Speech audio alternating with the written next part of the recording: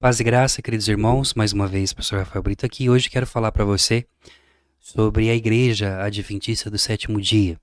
Nesses últimos dias, o pastor André Valadão, da Igreja Batista da Lagoinha, entrou em confronto com o conhecido arqueólogo Dr. Rodrigo Silva. Talvez você já tenha visto vários vídeos dele aqui na internet. E o Dr. Rodrigo Silva é da Igreja Adventista do Sétimo Dia. Esses dois evangélicos entraram em confronto quando o André Valadão disse que a Igreja Adventista é uma seita. Assim, então, Rodrigo Silva saiu em defesa, enfim. Então, aqui na internet, no mundo evangélico, o pessoal está tratando sobre esse assunto e como você é católico, eu quero conversar com você sobre a Igreja Adventista do Sétimo Dia. Deixe seu like, se inscreva no canal e ative o sininho de notificações. A pergunta que se faz é o seguinte: a Igreja Adventista do Sétimo Dia é uma seita? Eu posso dizer para você que sim. O que é uma seita religiosa? Primeiro, a palavra seita vem de sectário, vem de seguidor, ligado justamente a um grupo específico, a um grupo que sai da realidade da hegemonia, por exemplo, um grupo de maioria, e cria-se um grupo restrito. Aquele grupo ali começa a se distanciar da doutrina, do ensinamento de sempre, ok? Bom, temos que dizer que já em si mesmo o protestantismo como tem a sua característica enquanto sectarismo, enquanto seita, enquanto seguidores fora da doutrina da igreja. Mas eu quero tratar sobretudo sobre os erros teológicos da Igreja Adventista do Sétimo Dia, que talvez passe despercebido a muitos católicos e aos incautos. Vamos lá. Antes de mais nada, é importante a gente entender aonde nasce a Igreja Adventista. Primeiro, a igreja ela nasce, é chamada assim, a Igreja Adventista do Sétimo Dia. Ela vai ser fundada mais ou menos ali em 1844, com aquilo que se chama de o Grande Despertamento, de 22 de outubro, sempre um movimento millerita nos Estados Unidos, ali na metade do século XIX. Formalmente, ela é criada no dia 21 de maio de 1863, e entre vários que se destacam aqui é a chamada Ellen White, né? E Ellen White, ela tem os seus escritos considerados pelos adventistas como, a maioria deles, como sido inspirados por Deus, né? Eles acreditam em alguns dogmas, por exemplo, o dogma da Trindade, a concepção virginal de Jesus, eles acreditam nos batismos, nos milagres, enfim, só que tem algumas realidades problemáticas em relação à igreja. Você vai ter aqui, por exemplo, quando a igreja ela nasce ali nesse surgimento, né, você vai ter o Guilherme Miller, que é, vamos chamar assim, considerado o fundador ou originador do movimento. Ele era da Igreja Batista, então ele concluiu, veja, aqui começa as heresias, ele concluiu que Jesus retornaria à Terra, então que teria a volta de Jesus em março de 1843 e em março de 1844. Passando desse período, ele profetizou que Jesus ia voltar nesse período, Jesus não voltou, e aí acontece aquilo que vai chamar o grande desapontamento de 1840. E nesse desapontamento acontece uma crise profunda entre eles, né? E ali então vai se começar uma ideia dizendo o seguinte, em Daniel capítulo 8, versículo 12, onde se fala sobre a purificação do santuário. Então, para poder justificar esse erro cronológico, essa falsa profecia do seu fundador, nós vamos ter aqui outros que vão levar para frente uma ideia de que, usando o livro de Daniel capítulo 8, 11, diria que Cristo, então, ele estaria, ele tinha destruído o santuário terrestre, portanto, nenhuma igreja seria, então, a igreja certa, senão os adventistas, incluindo também os católicos, sobretudo nós, né, que somos a Grande Babilônia, enfim. E nessa interpretação, eles vão fazer literalmente 2.300 anos, aí, desde a profecia de Daniel, entendendo então que Jesus iria voltar nesse período. Dentro desses cálculos malucos, dessas loucuras de querer falar sobre a volta de Jesus, a igreja adventista ela vai ter algumas realidades ligadas, sobretudo, à questão da heresia. E essa heresia ela está ligada, sobretudo, a uma questão sobre aquilo que eles vão chamar de juízo investigativo. E o juízo investigativo, ele está vinculado. E o juízo investigativo, ele nada mais é do que uma invenção que tiveram para distorcer aquilo que é em relação a Jesus. Então, o que acontece? A pergunta é, por que Jesus não voltou em 1843 e 44? Porque Jesus entrou no santuário no céu. Então, que começa aquilo que é chamado de juízo investigativo, essa grande heresia deles. E essa ideia de juízo investigativo foi criado também pelo Guilherme Miller, né? Eles vão entender o seguinte, que Cristo entrou no mais santo lugar, no Santo dos Santos, no céu, né? Para terminar o trabalho de expiação preparatório da sua vinda. Quer dizer, segundo eles, o juízo investigativo aqui tem um conceito principal. Jesus não concluiu o seu sacrifício de expiação pelos nossos pecados. Ele terminou na terra, mas ele continuaria no céu. Então veja, já aqui você quebra toda a teologia da cristologia, da doutrina cristológica do cristianismo. Então, portanto, isso não é cristianismo, minha gente, onde você dizer que o sacrifício de Jesus é insuficiente. Que Jesus ele não terminou o seu sacrifício. Então ele fez o sacrifício seu incruento na cruz, o seu sacrifício cruento na cruz, e agora no céu ele está fazendo esse tal de juízo investigativo para poder justamente continuar salvando. Então a salvação de Jesus ela não está completa ainda. Bom, o que a Sagrada Escritura diz isso? Já que eles leem tanto a Bíblia, vamos entender, eu fiz um estudo aqui. Em Hebreus capítulo 1, versículo 3, diz assim, Cristo, depois de ter realizado a purificação dos pecados, está sentado à direita da majestade de Deus no mais altos céus. Ora, o autor sagrado aqui, minha gente, está claramente dizendo que Jesus terminou a expiação dos nossos pecados na cruz. E logo a sua morte e ressurreição, assim como diz Marcos capítulo 16, ele subiu aos céus e está sentado à direita de Deus. Né? Agora, essa ideia do tempo em que Jesus entrou no santuário celeste, uma visão judaica em relação à ideia de que o templo de Deus ele está também no céu. Né? Então, quando foi, segundo Hebreus, a carta dos Hebreus é uma carta sacerdotal, né? Aí Hebreus explica para nós, Hebreus capítulo 9, diz assim, porém já veio Cristo, sumo sacerdote dos bens vindouros, sem levar consigo o sangue de carneiros e novilhos, mas com seu próprio sangue entrou de uma vez por todas no santuário, adquirindo-nos uma redenção eterna. Então é suficiente para dizer que biblicamente Cristo, Jesus, ele cumpriu. Quando Jesus usa naquela cruz, quando Jesus fala na cruz, tudo está consumado, para os adventistas não está consumado. Ainda Jesus está continuando o seu trabalho de expiação. Tá? E aqui é um grande problema, porque você começa a ter aqui, e heresia nada mais é do que um ensinamento falso da realidade da doutrina da igreja, quando fala da eficácia do sacrifício de Jesus. Né? Se Cristo ainda está expiando com aquilo que é chamado de juízo investigativo, então ele não nos salvou totalmente. Né?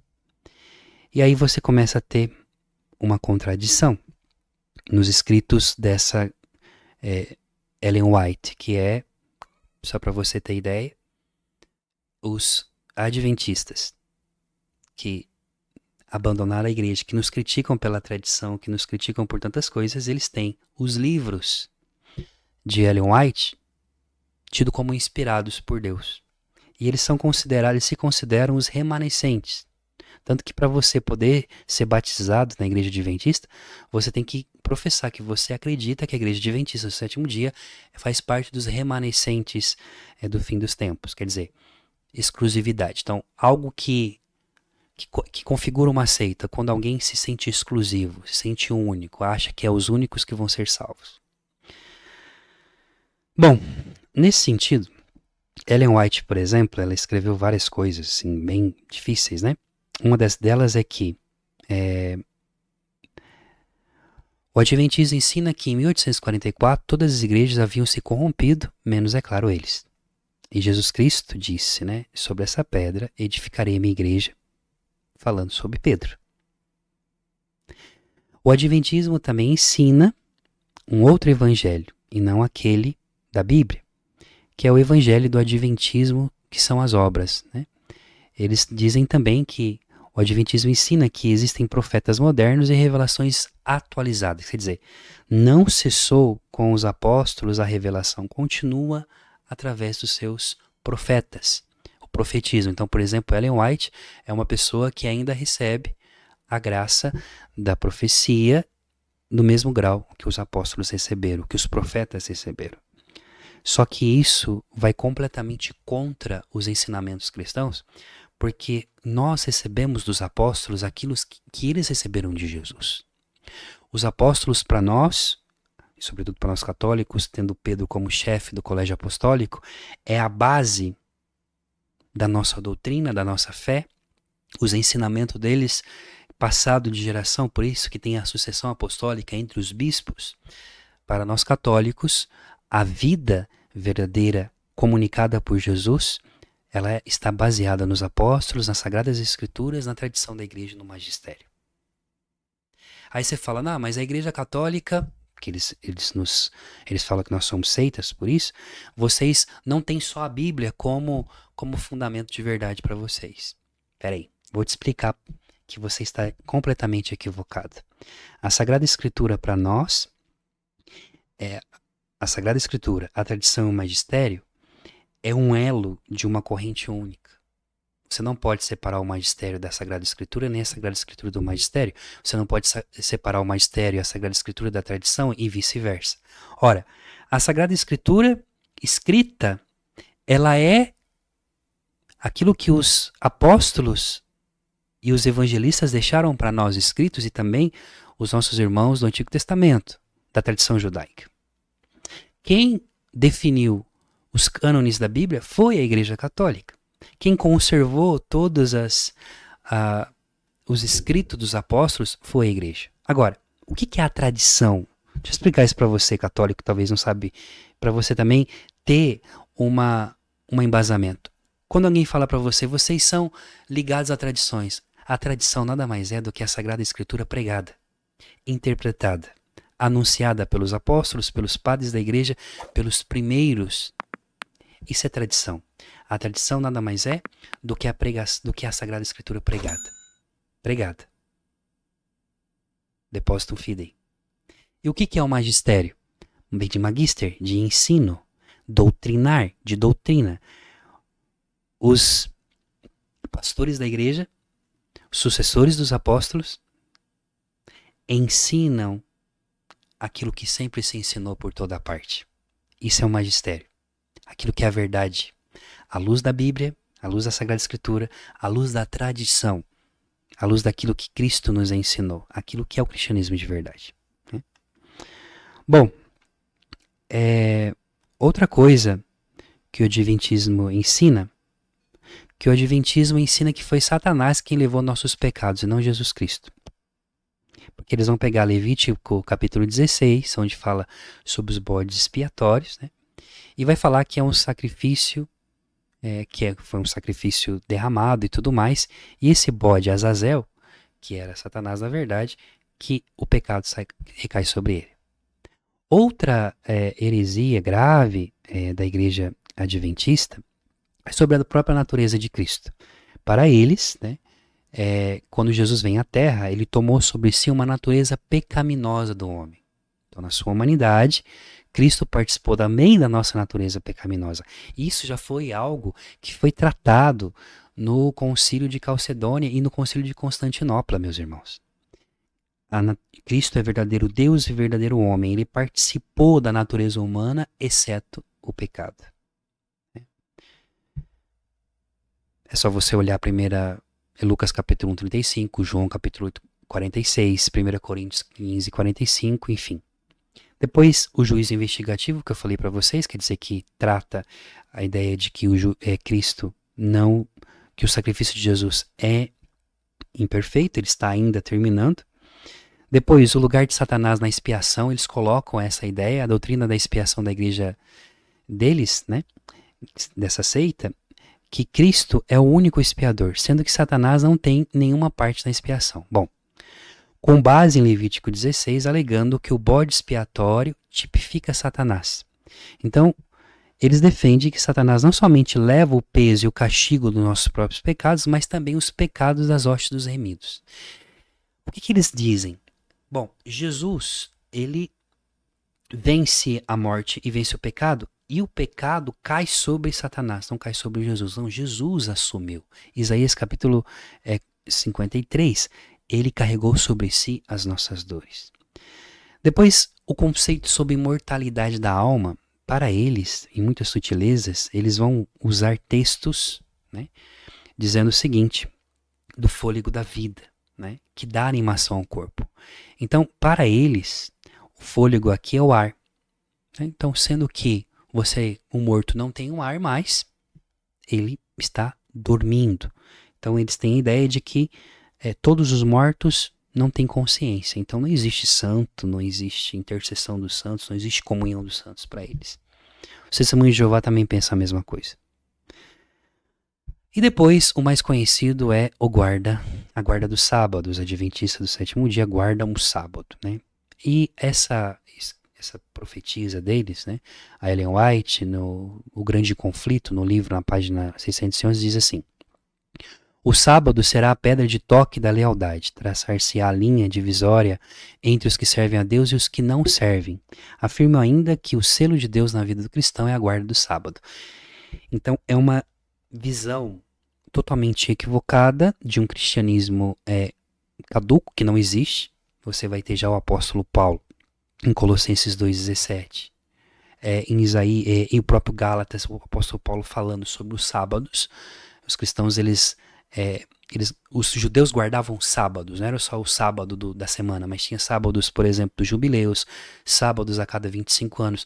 Então, o apóstolo Paulo fala, vocês não se preocupem com sábados, mas de cumprir a lei de Cristo. Né? E o que é essa guarda? O que para eles essa ideia de guardar o sábado? Quem não guarda o sábado para os adventistas, para muitos deles, aqueles, vamos colocar aqui, a raiz mesmo, os outros que não guardam o sábado estão pecando. Aí você tem um problema, porque Cristo falou que é o Senhor do sábado, Jesus agiu no dia de sábado, Jesus trabalhou em dia de sábado e confrontou os fariseus que se apegaram a esse dia. E para nós, na origem do cristianismo, Jesus, ele ressuscita no primeiro dia da semana. E o primeiro dia da semana, no calendário judaico, é o domingo.